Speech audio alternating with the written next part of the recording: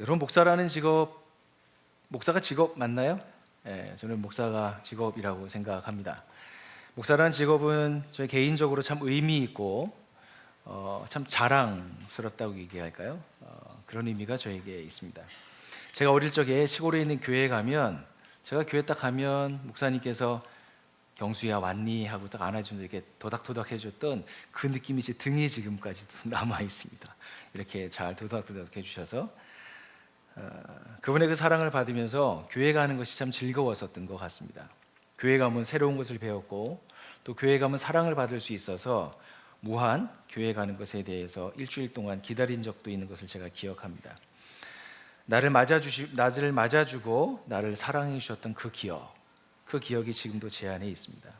그래서 목사님 참 좋은 분이었고, 또 그 안에 여러 어른들에게 존경받는 그 지역사회에서 참 선망이 되는 분이기도 했습니다. 그래서 참 일반인과 좀 다른 분이다, 이런 생각을 하면서 지냈던 기억이 있습니다. 여러분, 목사는 저는 이렇게 생각합니다. 한 사람의 출생에서부터 요람에 이르는 전 인생 전체를 목양하고 말씀으로 사람을 세우며 생의 마지막 그날에 장례를 통해서 주님께 인수인계하는 사람이다. 그게 저의 목사로서 가지고 있는 정체성이라고 할 수 있습니다. 세상에 이런 직업이 있을까요? 아주 많은 시간과 많은 사람, 다양한 경험, 이것을 할 수 있는 것이 바로 목사의 직이 아닌가 생각합니다. 그래서 저는 이 개인적으로 저의 부족함과 많은 것들이 있지만 하나님 앞에서 이렇게 교회를 섬길 수 있다는 것이 참 감사합니다. 하지만 사회적으로 보면 참 부끄러움이 있습니다. 교회 안에 일어나고 있는 대부분의 문제의 핵심에 목사가 있기 때문입니다. 여러분, 한번 생각해 보시죠. 어떤 인생의 어려운 사람이 문제를 품고 교회를 찾아갔다고 한번 생각해 보십시오. 내 삶이 깨어져 있어서 삶의 새로운 의미를 찾고 방향을 정하고 싶어서 그 교회에 간 것입니다. 인생의 막다른 길에서 인생의 좌표를 수정하고 새로운 출발을 위한 변화를 기대하면서 그 교회를 찾았습니다. 그런데 교회가 혼란스럽고 또 목회자가 건강하지 못해서 그분들에게 심각한 상처와 악영향을 미치게 된다면 그 죄는 어떻게 하나님 앞에서 자죄할 수 있을까 하는 생각을 하게 됩니다. 저는 이러한 교회의 민낯, 자화상을 보면서 참 나는 어떤 목사인가 라고 하는 생각을 하면서 지나고 있을 때가 있습니다. 여러분, 교회가 문제를 일으키는 데는 많은 여러 가지 요소들이 있겠지만, 그러나 모든 권한과 힘의 그 집중이 한 사람, 담임 목사에게 있기 때문이라고 생각을 합니다. 한 사람 완벽할 수도 없고요, 그 사람을 통해서 모든 것이 결정된다고 얘기했을 때 모든 사람들의 마음을 대변할 수 없기 때문에 문제는 일어나게 되는 것이죠. 하나님이 처음 계획하셨던 교회가 과연 그러했던 것이었을까? 저는 그렇게 생각하지 않습니다. 그렇다면 어떤 교회를 하나님께서 준비하셨나? 그것은 바로 하나님은 그 교회에, 자신의 교회에 위대한 명령과 위대한 사명을 우리에게 주셨다고 말씀하고 있습니다. 교회를 향한 하나님의 원대한, 아주 고전적이면서 아주 예전부터 있었던 꿈이 있었습니다. 그 첫 번째는 위대한 명령입니다. 우리가 살아가는 세상의 특징을 이야기한다면 그것은 자기를 사랑하라는 것입니다. 자기를 사랑하기 위해서 최선을 다해라. 너 자신의 이득을 얻기 위해서 가용할 수 있는 모든 자원을 도용해서 너 자신을 기쁘게 해라. 그래야 내가 기쁠 것이다. 내가 살아남을 수 있다 라고 얘기합니다. 그런 부추김을 받았을 때 사람들은 도덕과 윤리를 가볍게 무시하고요, 또 잠시 망설이기도 하지만 이익을 얻는 데 있어서 자신의 철학과 신념을 내려놓기도 합니다. 그렇다고 그러한 사람이 완전히 악하거나 나쁘다고는 이야기할 수가 없습니다. 제가 생각하는 문제는 그렇게 해서 얻어도 채워도 가져도 허무함과 허전함은 채울 수 없다는 것입니다. 이러한 삶으로부터 어떻게 자유할 수 있는지 성경은 오래전부터 우리에게 가르쳐 왔습니다. 요한복음 13장 34절에 있는 말씀을 저희가 같이 한번 읽어보도록 하겠습니다. 시작. 이제 나는 너희에게 새 계명을 준다. 서로 사랑하여라. 내가 너희를 사랑한 것과 같이 너희도 서로 사랑하여라. 여러분, 인간의 행복은 유일한 하나의 길이 있는데 그것은 무조건 사랑을 받을 때입니다. 오늘 이 본문의 말씀에 보면 서로 사랑하여라, 서로 사랑하여라 라고 하는 아주 귀중한 사랑에 대한 메시지가 2번 반복되고 있습니다. 특별히 인간은 모든 세상의 피조물을 지으신 전능자이신 하나님으로부터 사랑을 받았을 때, 그 사랑을 받는 대상이 나라고 하는 사실을 알 때 사람은 감동하고 전율하고 벅차오르게 됩니다. 풀리지 않던 과거의 삶의 문제들이 해석되고 어떤 상처와 문제에 더 이상 휩쓸리지 않습니다. 좀 더 정확하게 얘기하면 하나님을 믿어도 그 문제에 휩싸일 수 있습니다. 그러나 그 문제에 휩싸였다가 예전과는 다르게 회복 능력이 빠릅니다. 빠르게 하나님의 사랑 안으로 돌아와서 내가 거할 곳은 여기이지 내 과거에 묻어두던 상처나 그 문제에 휘말리는 것이 아니다 라고 하는 것을 빨리 알아차리고 하나님의 사랑 안으로 돌아옵니다. 그런 사람들은 하나님께 자신의 삶의 전부를 내어 맡깁니다. 내게 주신 환경과 삶에 자족하며 살아갑니다. 더 나아가서 이런 사람들은 가까운 사람을 사랑합니다. 예수님이 말씀하셨던 것처럼 너희가 하나님의 사랑을 받았다면 너희가 서로 사랑하여라. 여러분, 이것은 명령형입니다. 서로 사랑하여라. 내 주변의 사람들을 사랑하는 것이 바로 하나님의 사랑을 받은 사람들이 행하고 있는 특징이라고 이야기할 수 있습니다.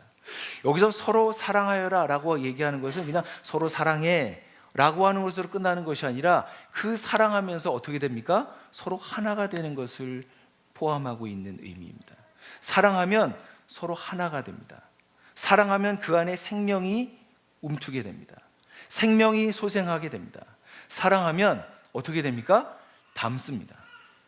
그래서 여러분, 부부를 보면, 오래 산 부부를 보게 되면 부부가 서로 닮아 있는 걸 경험하시나요? 가끔 가다가 남편과 아내의 얼굴을 볼 때 내 얼굴을 보는 것 같은 느낌이 드실 때가 있습니까? 저는 그렇게 오래 살지는 않았는데 한두 번 정도 있었던 것 같아요. 눈도 비슷해지는 것 같고요, 입꼬리도 좀 비슷해지는 그런 느낌을 받은 적이 있습니다. 서로 사랑하게 되면 사람은 닮습니다. 사랑할 때 무엇이 있습니까? 서로 같이 있고 싶어집니다. 그런데 하나님께서는 우리에게 그 사랑을 우리에게 먼저 허락해 주셨다고 말씀합니다. 내가 너희를 사랑하였던 것처럼 너희가 서로 사랑하여라. 그것이 우리를 향하신 하나님의 위대한 명령입니다. 교회를 향한 하나님의 위대한 명령은 여러분들이 서로 사랑하십시오. 그렇게 되면 어떻게 됩니까? 요한복음 13장 35절에 있는 말씀을 같이 한번 볼까요? 읽겠습니다. 시작. 너희가 서로 사랑하면 모든 사람이 그것으로서 너희가 내 제자인 줄 알게 될 것이다. 부부가 서로 사랑할 때, 형제들이 서로 사랑할 때, 제자와 스승이 서로 사랑할 때 어떤 일이 일어납니까? 그 주변에 있는 사람들이 그 안으로 들어가고 싶습니다. 그것을 닮고 싶습니다. 배우고 싶고요, 벤치마킹하고 싶습니다. 나도 저대로 행하고 싶다 하는 그런 마음을 갖게 되는 것입니다. 그러므로 인해서 그 사랑이 깊어지면서 자신을 내어주신 그 사랑까지 계속해서 성숙하고 성장하면서 사랑은 우리 안에서 더욱더 온전해져 가는 것입니다. 여러분, 시간에 우리 옆에 분들에게 이거 참 하기 싫은 일이긴 하잖아요. 그래도 좀 진심을 담아서 그리스도 안에서 사랑합니다 라고 한번 옆에 분들에게 한번 이야기해 주시겠어요? 네, 진심을 좀 담아서 해주십시오. 네. 옆에 있는 사람이 그리스도의 사랑을 받은 생명이 있는 사람이라는 것을 알 때 우리는 옆에 있는 사람을 정말 귀하게 여기게 됩니다. 내 자녀가 귀하게 되고요, 내 자신 스스로가 하나님의 사랑을 받았다라고 하는 것을 알 때 내 자신이 귀하게 여겨지게 되는 것이죠. 또한 하나님께서는 우리에게 그 사랑하는 것을 통해서 위대한 명령을 통해서 우리를 사랑하게 하셨다면 그 사랑이 우리 안에만 머물러 있지 않고 그 사랑이 확장되기를 주님께서 원하셨습니다. 두 번째로 하나님의 사랑이 우리를 통해서 예수님의 뜻이 이 세상으로 확장되는 것, 우리 주님께서 꿈꾸셨습니다. 그것이 우리 그리스도인들이 살아가는 삶의 목적이라고 할 수 있습니다. 마태복음 28장 18절과 20절에 있는 말씀도 같이 한번 읽겠습니다. 시작. 예수께서 다가와서 그들에게 말씀하셨다. 나는 하늘과 땅의 모든 권세를 받았다. 그러므로 너희는 가서 모든 민족을 제자로 삼아서 아버지와 아들과 성령의 이름으로 세례를 주고 내가 너희에게 명령한 모든 것을 그들에게 가르쳐 지키게 하여라. 보아라, 내가 세상 끝날까지 항상 너희와 함께 있을 것이다. 오늘 이 말씀에 볼 때 이 말씀에서 가장 핵심되는 주 동사가 있습니다. 그 동사는 무엇입니까? 너희는 가라라고 합니다. 가서라고 번역되어 있는데 개역 성경에는 너희는 가라라고 표현되어 있습니다. 여기서 가라라고 표현되어 있는 것은 무엇인가? 그 목적을 가지고 있는데 모든 민족으로 제자를 삼고 세례를 주고 그들에게 가르쳐서 지키게 하는 일을 위해서 우리 주님께서는 세상으로 가라고 말씀하셨습니다. 이것은 우리 그리스도인들을 향한 예수님의 대위임령이라고 할 수 있습니다. 여러분, 이 세상은 허무에 굴복하는 세상입니다. 깨어진 세상이기 때문에 지치고 고통받고 통곡하며 곡하는 소리가 세상에 참 가득합니다. 한숨 쉬는 사람들이 참 많습니다. 여러분이 그 사랑을 경험했던 우리 그리스도인들이 그들을 향해서 나아가서 그들의 어려움을 듣고 공감하고 그들의 울음에 함께 동참해 주는 것, 그래서 함께 울어주는 것, 그것을 우리 주님께서 필요하다고 말씀하는 것입니다. 그러고 난 후에 거기서 끝나는 것이 아니라 나도 과거에 그런 상황에 있었지만 나는 지금 그런 상황에 가끔 처할 수 있지만 그러나 나는 거기서 완전히 머무르고 함몰되어 있지 않습니다. 왜냐하면 나는 하나님의 사랑을 이미 받았습니다. 그 사랑을 받고 있는 그 사랑을 가지고 함께 사는 공동체 안에 있습니다 라고 하는 것을 흘려보내는 것입니다. 그런 새로운 정보와 새로운 은혜의 소식들이 그들에게 전해졌을 때 사람들은 귀를 여는 것이죠. 거기서 끝날 뿐만 아니라 진짜 그때부터 기도하기 시작하여서 그분에게 진짜 하나님 나라의 복음이 전해지도록 하는 소망을 갖는 것, 그래서 숨쉬고 있는 그 생명을 그 곡하고 통곡하고 불안하여 살아가는 사람에게 전하여 줘서 그들에게 내가 세상 끝날까지 너희와 함께 있겠다라고 하는 그 예수님의 말씀이 효력 있게 하는 사람, 그 사람이 바로 그리스도인이라고 할 수 있습니다. 예수님께서는 우리에게 이렇게 위대한 명령과 위대한 계명을 우리에게 주셨습니다. 양 날개라고 할 수 있습니다. 사랑을 받았으면 그 사랑에 합당하게 이 세상에서 살아가도록 우리에게 허락해 주셨습니다. 제가 11월 한 달 동안 1, 2, 3주 특별한 경험을 했습니다. 제가 20살 때부터 사역을 시작을 했더라고요. 돌아보니까 20살 때부터 지금까지 했으니까 거의 뭐 횟수로 하면 한번 계산해 보시면 될 것 같은데, 그 중에 뭐 제가 군대도 갔다 오고 이스라엘에서 있었고 나들목교회 갔을 때 제가 사역자로 간 곳이 한 몇 년을 뺀다면 약 한 20년 정도 제가 사역을 했던 경험이 있습니다. 아주 초짜에서부터 그 과정이 쭉 해서 지금까지 오기까지 저희 사역의 많은 시간 동안 하나님께서 내 안에서 일하셨다는 것을 많이 그런 느끼는 시간이었습니다. 그런데 특별히 이번의 시간은 새로웠습니다. 아주 새로운 교회에 매주마다 가는 경험은 그렇게 흔한 경험이 아니기 때문입니다. 특별히 나들목의 형제 교회를 방문하는 것은 저에게 아주 새로운 것이었고 은혜가 있었습니다. 특별히 저를 위해서 또 기도해주고 마음으로 응원해 주신 우리 가족들의 힘이 있어서 제가 참 감사했습니다. 그것이 느껴지더라고요. 저를 위해서 기도하셨죠. 감사합니다. 그 은혜가 느껴졌고 문자를 보내시는 분도 있었어요. 그리고 연락하면 보고 싶어요, 만나고 싶어요, 이렇게 얘기하는 분들이 있어서 돌아갈 곳이 있다, 감사하다, 이런 마음을 갖기도 했습니다.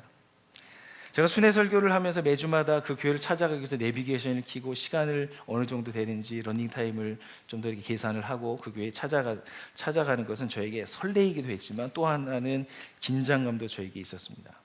그러나 막상 예배를 시작해서 예배를 드릴 때는 아주 반가움과 익숙함과 또 안도감이 내 안에 있는 것을 알게 됐습니다. 그 시간을 돌아보면서 제가 한 문장으로 정리를 했습니다. 저는 그렇게 정리할 수 있을 것 같습니다. 정리했습니다. 강한 동질감을 경험했고 미래의 확장성을 보았다. 강한 동질감을 경험했고 미래의 확장성을 보았다. 이 두 가지로 저희가 이번 순회 설교를 다녀오고 나서 이 두 가지로 정리를 해보았습니다. 우선 강한 동질감은 이렇게 드려지는 예배 순서가 전혀 다르지 않았습니다. 다른 교회인데 청중이 다른데 모든 예배 순서가 참 같아서 앞에서 예배를 인도하는데 좀 그렇게 얘기할 수 있을까요? 좀 편했다고 얘기할 수 있을까요? 약간 긴장하는 부분들이 있었지만 마음이 되게 편했습니다. 더군다나 더 강하게 동질감을 느꼈던 것은 무엇이냐면 하나님 나라 복음의 DNA가 그 교회를 세우는 기초였으며 심화되고 성장해가는 원동력이라고 하는 사실을 제가 말씀을 전하는 가운데 거기 있는 가족들을 예배 후에 만나서 대화하는 가운데 알게 될 때였습니다. 말씀을 전하고 가족들과 깊은 공감대가 형성됐고요. 마음이 참 찡해 올라서 벅차 올랐습니다. 그래서 저도 모르게 그분들에게 되게 감사하다, 고맙다 이런 은혜를, 그런 격려를 그 교회의 성도들에게 같이 보내기도 했습니다. 오랜만에 만났고 처음 본 사람들이었지만 왜냐하면 새롭게 된 가족들도 꽤 있더라고요.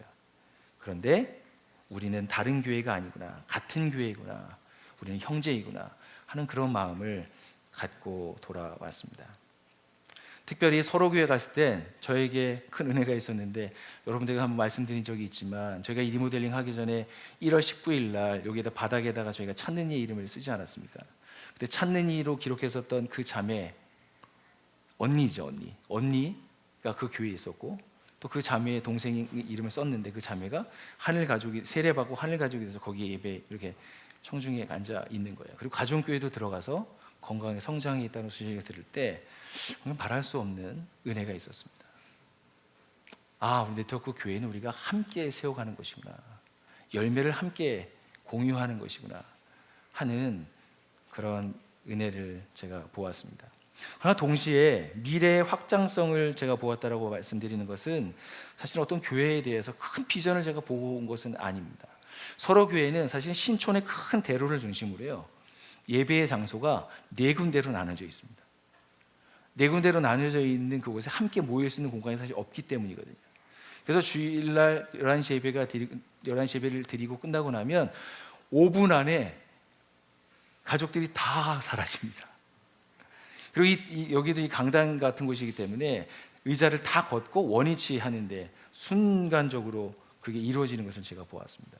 아이들을 찾아야 되고 또 가서 식사를 또 그 큰 길을 건너서 거기 가서 해야 되기 때문에 참 수고와 애씀이 많다라고 하는 것을 보았습니다.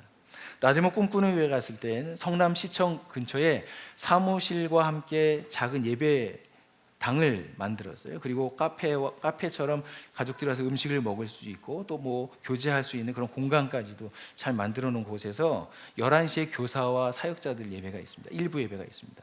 그 예배가 끝나고 나면 김밥을 빨리 먹고요, 한 줄을. 그래서 20분을 차를 타고 이동을 해서 수서동으로 갑니다. 수서동으로 가서 거기서 하여튼 거기도 좀 어려움이 있어요. 거기에 가서 먼 곳에다 주차를 하고 또 걸어 들어와서 2시 예배를 빠르게 준비해야 됩니다. 다음 세대는 그때 이제 시작을 하는 거예요. 우리 다음 세대들이 어디서 예배 드리냐면 비닐하우스 안에서 다음 세대들이 예배를 드리고 있더라고요. 제가 가봤는데 곰팡이 냄새가 확 나는 거예요. 그래서 우리 선생님들과 사역자들이 거기도 고민이 많습니다. 그래서 2시 예배를 드리고 같이 이렇게 교제하는 시간을 가졌기도 했습니다. 또 동행교회에 가봤는데 동행교회는 저희처럼 이 학교, 외국어 고등학교에서 드리거든요. 거기는 특별히 10시 50분부터 11시 20분까지 한 30분 정도 우리 전 세대가 오늘 우리 공동체 예배 드린 것처럼 다 같이 예배를 드려요. 그래서 맨 앞에 우리 자녀들이 앉고 선생님 앞에서 율동도 하고 자녀들의 찬양을 하고요. 그럼 우리 어른들이 그걸 다 따라해요. 그리고 목사님이, 다음 세대 목사님이 우리 자녀들에게 하나님 말씀을 PPT를 준비해놓은 영상을 가지고 말씀을 전하고 그래서 아이들이 떠납니다. 그럼 이제 어른들의 예배가 되는 것이죠. 그리고 오늘처럼 공동체 예배는 처음부터 끝까지 아이들과 부모가 전 세대가 함께 드리는 예배를 한 곳에서 드린다라고 하는 것을 보았습니다. 예배가 끝나고 났더니 식당으로 갔는데 식당이 정말 좋아요. 거기는 뷔페 음식을 시켜서 먹더라고요. 그래서 혹시 저희도 가능한지 물어봤는데 양평은 안 된다고 그래가지고 아쉬움을 남기기도 했습니다.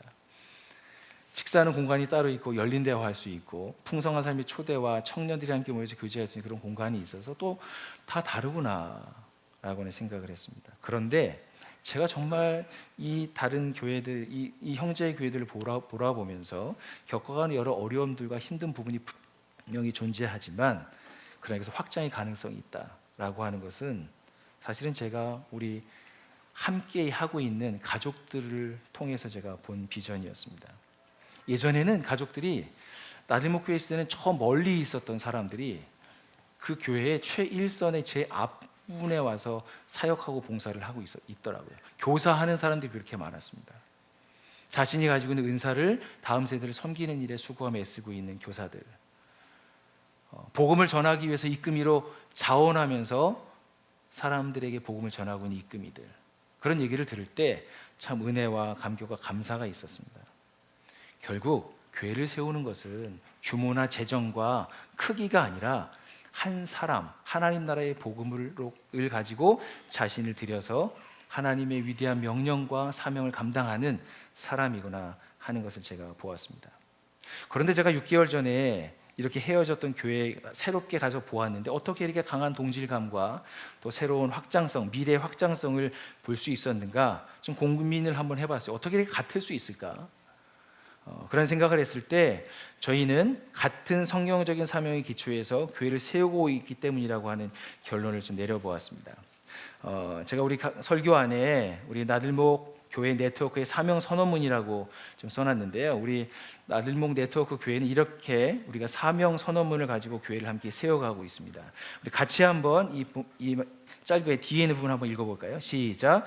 나들목 교회의 네트워크는 하나님 나라의 복음을 전수하는 공동체입니다. 제가 다시 한번 읽습니다. 나들목 교회 네트워크는 하나님 나라의 복음을 전수하는 공동체입니다. 하나님의 위대한 명령과 위대한 사명을 우리는 이러한 워딩으로 바꾸어서, 이러한 문장으로 바꾸어서 우리 교회의 사명으로 삼아서 교회를 세워가고 있습니다. 좀 더 그 아래 풋노트가 있어요. 하나님 나라의 복음은 무엇입니까? 우리 같이 한번 읽어볼까요? 시작. 예수 그리스도가 이 땅에 오셔서 선포하고 가르치신 메시지입니다. 하나님 나라는 예수 그리스도의 오심, 죽으심, 그리고 부활을 통해 시작되었고 우리 교회는 이 하나님 나라의 예수 그리스도의 복음을 통해 들어간 자들의 공동체이며 찬의 중심, 진실한 공동체, 균형 있는 성장, 안팎의 변혁, 그리고 소망하는 예배라고 하는 5가지 DNA를 갖는다. 이것이 하나님 나라의 복음에 포함되어 있는 굵직한 내용입니다. 그 하나님 나라의 복음을 어떻게 한다고요? 전수한다고요. 전수는 제가 한번 읽겠습니다. 하나님 나라의 복음의 계승, 즉 1세대에서 시작해서 2세대를 거쳐서 3세대, 4세대를 바라보며 가르침과 삶의 본을 통해 복음의 대물림을 하는 사명을 명확히 한 표현입니다 라고 되어 있습니다. 그 전수에서 무엇을 이루냐면 공동체를 이룹니다. 이 말씀 여러분들이 한번 읽어주시겠습니다. 시작. 교회가 조직이나 건물이 아니라 그리스도를 머리로 한 유기체적인 몸으로 더불어 함께 살아가는 사람임을 의미합니다. 여러분, 이렇게 하나님 나라의 복음을 전수하고 그런 공동체를 세우는 일을 위해서는 우리에게 꼭 필요한 것이 있습니다. 그것은 하나님이 교회를 얼마나 사랑하시는지 아는 것입니다. 그 교회에 하나님의 능력이 얼마나 나타난지를 저희가 알게 되는 것입니다. 그래서 에베소서 1장 20절과 23절에 있는 말씀 우리 같이 한번 이 본문 말씀 읽도록 하겠습니다. 시작. 하나님께서는 이 능력을 그리스도 안에서 발휘하셔서 그분을 죽은 사람들 가운데서 살리시고 하늘에서 자기의 오른쪽에 앉히셔서 모든 정권과 권세와 능력과 주권 위에 그리고 이 세상뿐 아니라 오는 세상에 일컬어 모든 이름 위에 뛰어나게 하셨습니다. 하나님께서는 만물을 그리스도의 발 아래에 굴복시키시고 그분을 만물 위에 교회의 머리로 삼으셨습니다. 교회는 그리스도의 몸이요 만물 안에서 만물을 충만케 하시는 분의 충만함입니다. 교회는 하나님의 능력이 충만한 곳이라고 아주 짧은 3절에서 4절에서 우리에게 말씀하고 있습니다. 에베소서 1장 20절에 있는 말씀에 무엇을 하셨다고 얘기하셨습니까? 그리스도께서 하나님께서 하나님의 능력으로 그리스도를 부활하게 하셨습니다 라고 얘기합니다. 여러분, 예수님이 이 땅에 오셔서 말도 안 되는 고문과 구타를 당하셨습니다. 조롱을 당하시고 부당한 재판을 당하시면서 가시관을 쓰셨습니다. 가시관을 쓴 채 십자가에 못질을 당하시고요, 옆구리에 창이 찔리셨습니다. 흉부에 물이 차서 숨을 거두셨습니다. 예수님이 왜 어떻게 돌아가셨는가 많은 분들이 연구를 했습니다. 그 중에 여러 가지 설들이 있는데, 그 중에 제가 읽고 기억했던 중에 하나는 뭐냐면, 예수님이 십자가 못 박혀 돌아가시면 어떻게 십자가에서 사람들이 죽냐면, 피를 많이 흘려서 죽기도 하지만 이렇게 하고 있으면 이렇게 점점 힘이 없어서 이렇게 축 늘어집니다. 늘어지면 뭐가 올라가요? 횡격막이 올라오게 되겠죠. 횡격막이 올라오면 숨이 차게 되는 거예요. 그러면 어떻게 될까요? 쭉 있다가 다리로 밀어서 숨을 푹 쉬고 또 힘이 없으니까 내려가는 거예요. 이거를 하다가 이게 안 되면 숨이 차서 숨을 쉴 수가 없어서 생명을 거두게 된다고 이야기합니다. 그래서 로마 병정들이 가장 십자가형의 마지막까지 살아있는 사람에게 행하는 행위가 무엇이었냐면, 쇠망치로 무릎을 쳐서 무릎을 부러뜨리는 것입니다. 왜냐하면 올라갈수록 빨리 그 고통에서 끝나라고 하는 의미가 있는 것 같습니다. 예수님은 말도 안 되는 재판을 받으시고 우리를 위해서 죽으셨습니다. 그런데 그분이 그 무덤에 들어가 있었지만 하나님의 능력이 3일 후에 약속한 대로 예수님을 살려내셨습니다. 그분을 부활하게 하셨습니다. 부활하신 예수님은 40일 동안 상심해 있고, 그 제자들의 공동체를 떠나서 각자의 처소에서 각자의 고향에 가 있는 제자들을 다시 모으셔서 이 세상에 하나님이 하실 일을 보이셨고, 복음을 전하도록 훈련하고 격려하셨습니다. 그 후에 예수님은 제자들이 지켜보는 가운데 하늘로 올라가셨습니다. 그리고 하나님의 오른쪽에 앉으셨습니다. 하나님의 능력이 예수님을 하늘로 올리셔서 그의 오른쪽에 앉게 하셔서 하나님의 다음 대권을 이어갈 수 있는 상속자로 예수님을 그의 오른편에 두셨다고 말씀합니다. 사도행전 2장 33절에 제가 초반부만 한번 읽겠습니다. 하나님께서는 이 예수를 높이 올리셔서 자기의 오른쪽에 앉히셨습니다. 하나님은 자신의 뜻을 세상의 모든 피조물을 위해 기꺼이 생명을 바쳐주신 예수님을 높이셨습니다.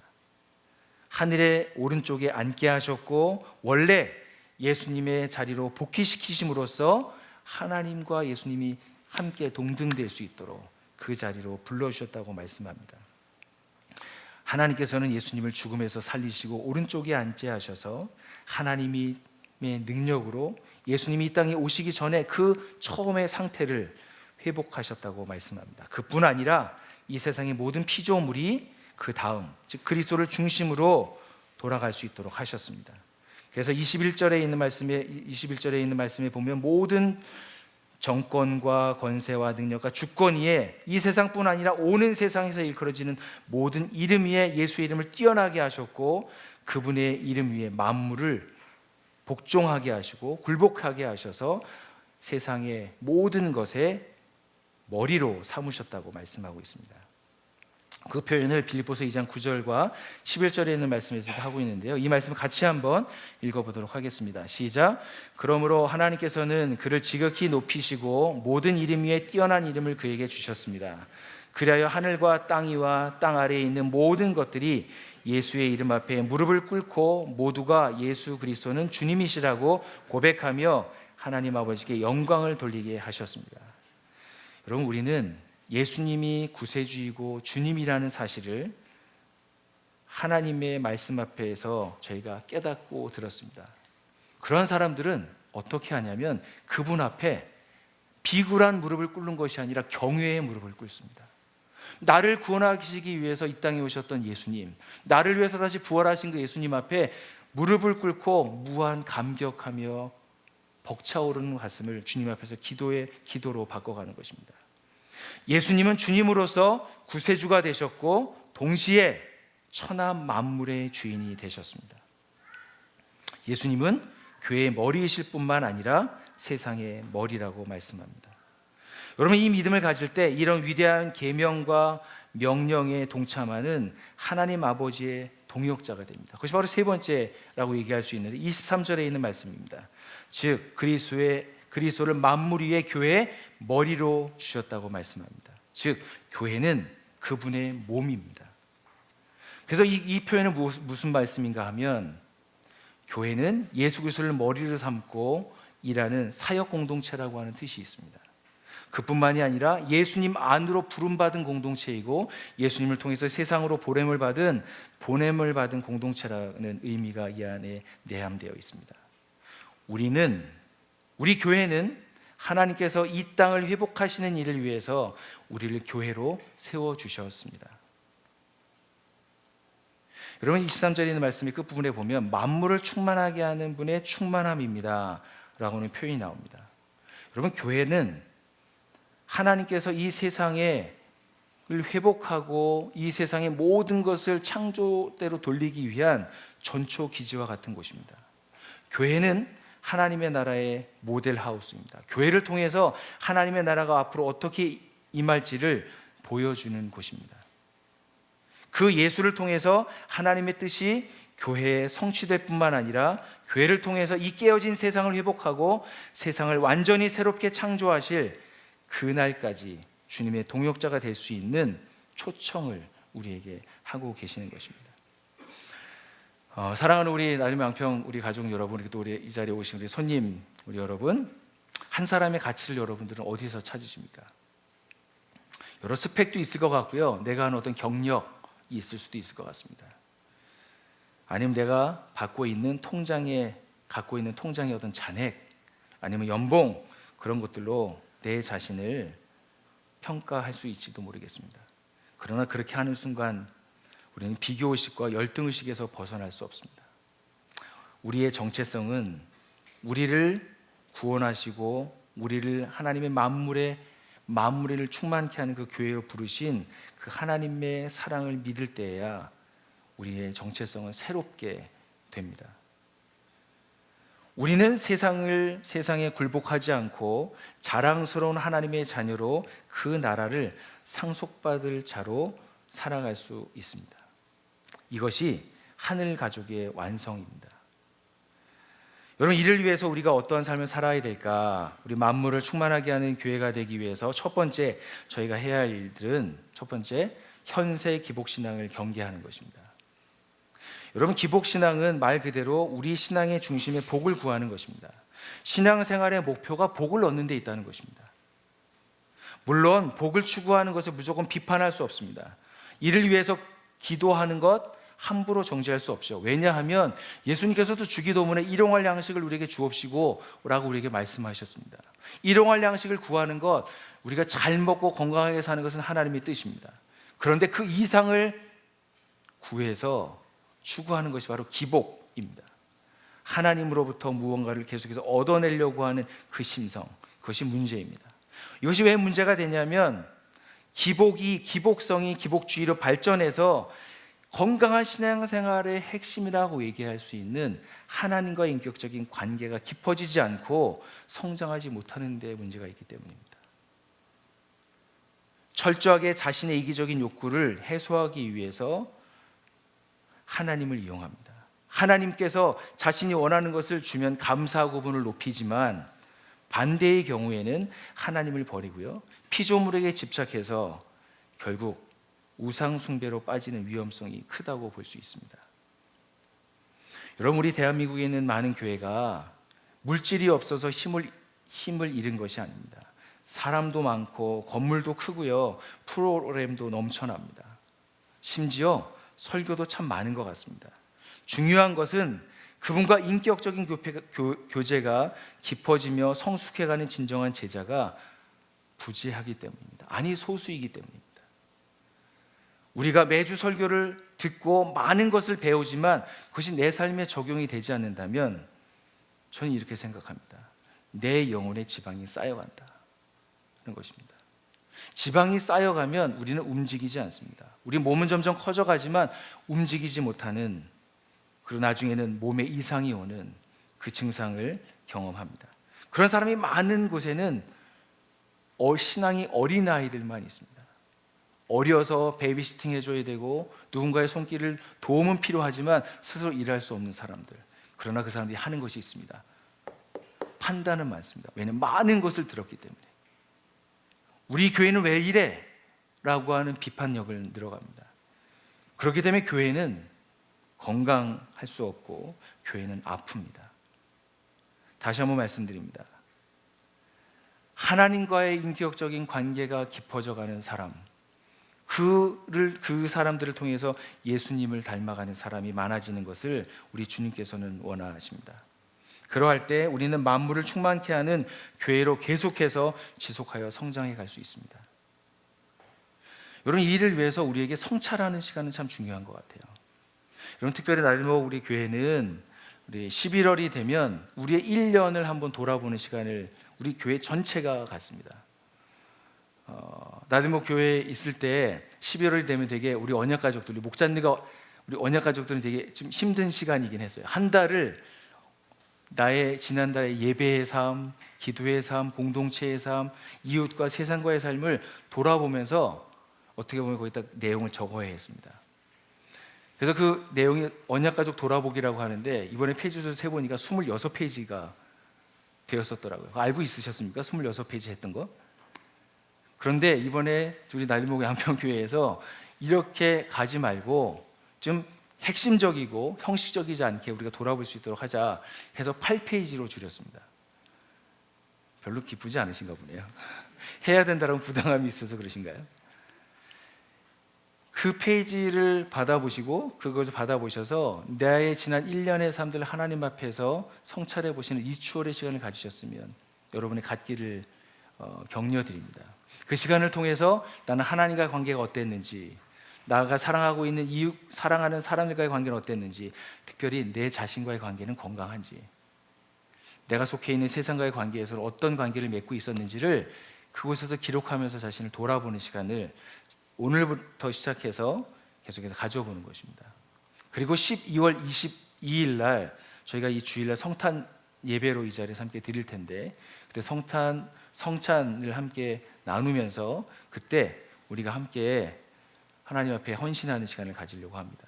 마찬가지입니다. 하늘가족은 8페이지 정도에 분량은 한 장이긴 하지만 거기에 나는 교회를 정말 기도했는가, 나는 이웃을 험담하지 않았는가, 하나님 앞에 약속했었던 물질의 청지기로서, 시간의 청지기로서 살았는지 쭉 돌아보면서 하나님 앞에서 기도하는 한 시간 이상의 시간을 가지시고 그곳에 내년 2020년을 생각하시면서 헌신하는 시간을 갖기를 소망합니다.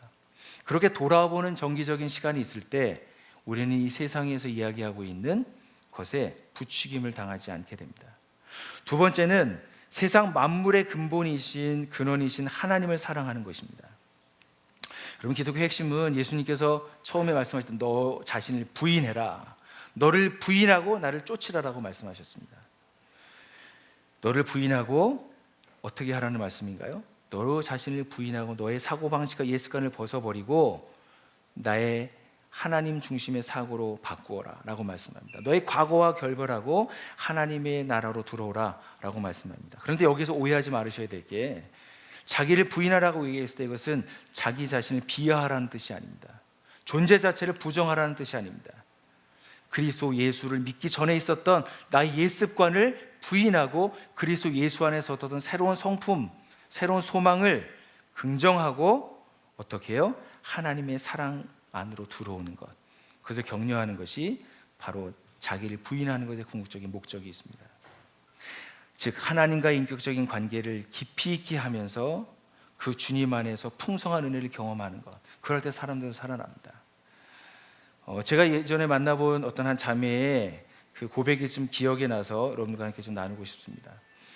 신앙생활 한 20년 정도 했던 어떤 한 자매인데, 그 자매가 풍성한 삶으로의 초대를 시작하면서 이런 얘기를 했습니다. 제가 이제야 눈을 뜨는 것 같고, 제가 이제야 제 삶의 문제가 무엇인지 정확히 알게 됐습니다. 하나님을 통해서 그 문제가 해결되니 내 삶이 해석됩니다. 그리고 그 다음이 중요합니다. 하나님은 그동안 나를 싫어하셨던 것이 아니라 나를 기다리고 계셨습니다. 그 자매는 그 이후에 건강하게 계속해서 성장했습니다.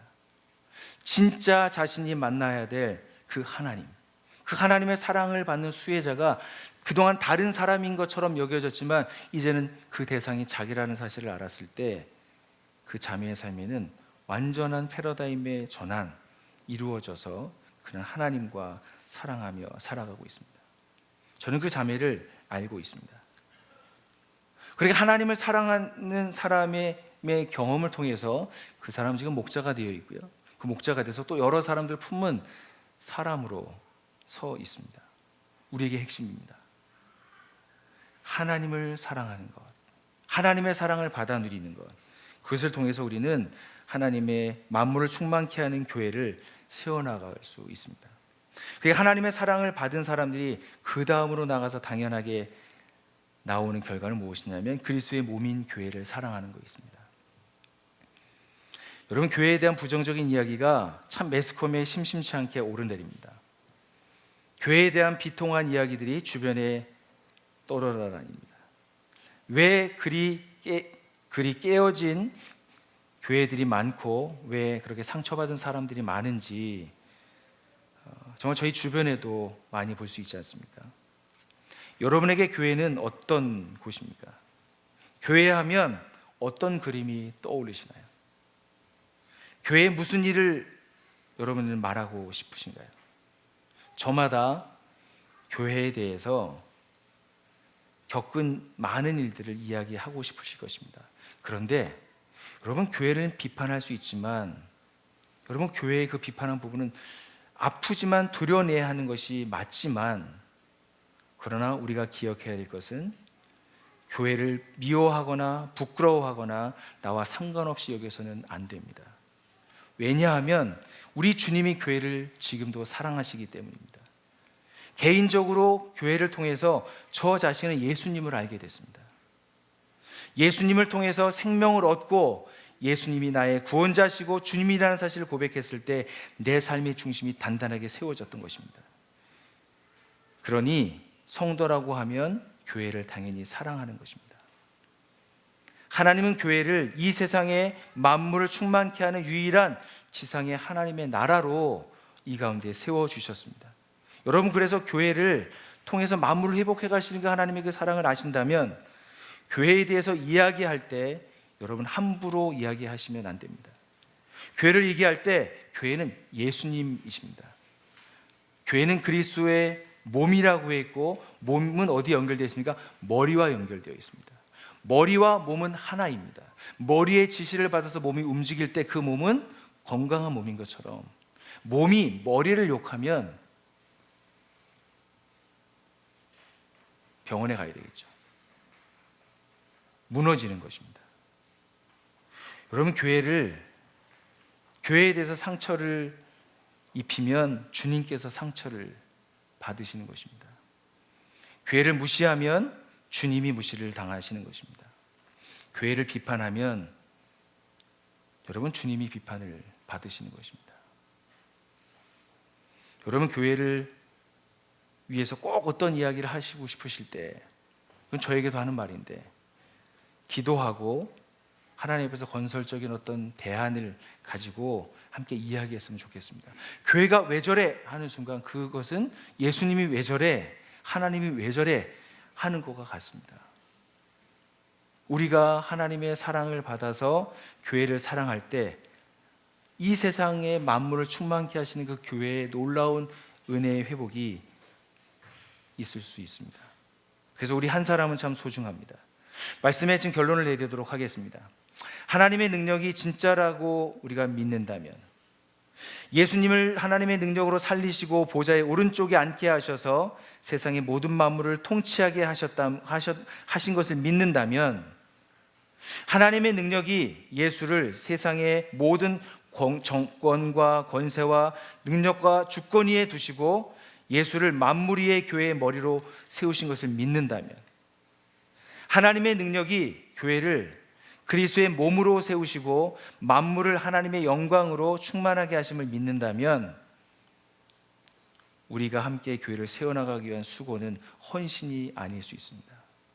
진짜 예수님, 즉 하나님의 능력이 교회 안에 드러난 것을 믿는다면, 그것이 우리 나듬의 양평교회에 가득하다면, 그것이 간절히 소망된다면 함께 교회를 세워가고 하나님을 사랑하고 예배하는 것은 지극히 상식적인 일입니다.